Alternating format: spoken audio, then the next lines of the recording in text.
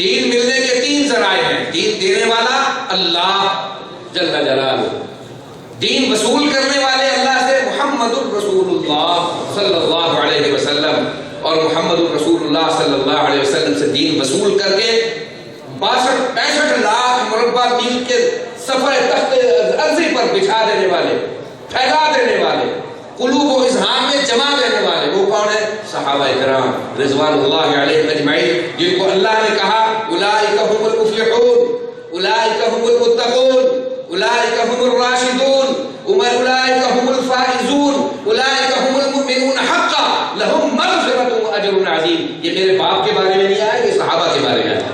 یہ عطاءاللہ شاہ بخاری کے لیے نہیں آیا، یہ شیخ عبد القادر جیلانی کے لیے بھی نہیں آیا، یہ ابو حنیفہ کے لیے بھی نہیں آیا، یہ صرف اور صرف صحابہ کے لیے آیا. صحابہ قرآنی شخصیات ہیں.